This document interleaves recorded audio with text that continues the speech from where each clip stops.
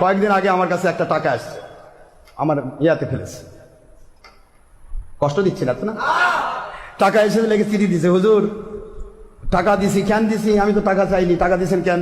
কয় হুজুর সারা জীবন জিন নিয়ে 10-12 বছর চলে গেল, জিন কত মুন্সিক নিয়ে আসছে, মুন্সিক খালি আসার সাজে কে তুই কি করবি রে?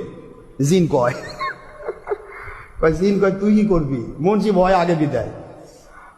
হুজুর আপনার একটু আমার পার্শ্বের একজনের বাড়িতে আপনার একটু পানি পড়া ছিল, তো ওই লোকটা বলে যে আপনি তো এত কিছু করেন, ভালো হলো না, তো পানি পড়াটা নিয়ে যান, নিয়ে যা জিনের উপর ছিটে দেন, দেখেন কি ঘটে। একটু পানি পড়া, এই যে প্রতিদিন হাজার হাজার বোতল আসে, বোতলও তো খুলি না, এমনি পড়ে যে আল্লাহ আপনার নবীর ওসিলায় যার যা বিপদ কাটে দিয়ে। আমার দোয়া এটা, নবীজির ওসিলায় যার যা বিপদ, যে যা নিয়তে এসেছে আল্লাহ দয়া করে কবুল করুন, এটা আমার দোয়া। নাকি আপনি দেখেন খালি কোরআন শরীফ পড়ে ফু দেয়, গোটা কোরআন পড়ে ফু দিলে তো সারাদিন লাগবে। তো তারপরে বলতে লিখছে, আমার চিঠি আছে আমার কাছে, কয় হুজুর কি যে করলেন, আমি তো জানি না এটা কতদিন কে পানি পয়নে এসে রাখছে, ওই পানি নিয়ে যে রুগীর উপর কেমন ছিটে দিছে, কই কে পানি দিল, কে পানি দিল, মানে পাগল হয়ে গেছে। কি হয়েছে? এই পানির মধ্যে আমি আশরাফ সিদ্দিকীর গন্ধ পাচ্ছি। বাপরে, পানির মধ্যে আশরাফ সিদ্দিকীর গন্ধ পাচ্ছে।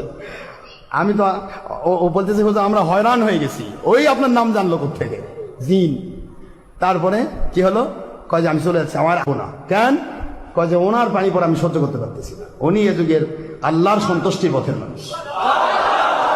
বলতেছে হুজুর আমি বাতিল পথে ছিলাম সারা জীবন, আমি একটা জিনিস আমি প্রমাণ করেছি, যে জিনের সাথে আপনার সম্পর্ক নাই, যে বাড়ি এটা হচ্ছে কোনোদিন আপনার সাথে কানেকশন নাই, সেই বাড়িতে একটা পানি পড়া দিয়ে জিন পালালো, সমস্ত মন সাজে দৌড়তে পালে গেল।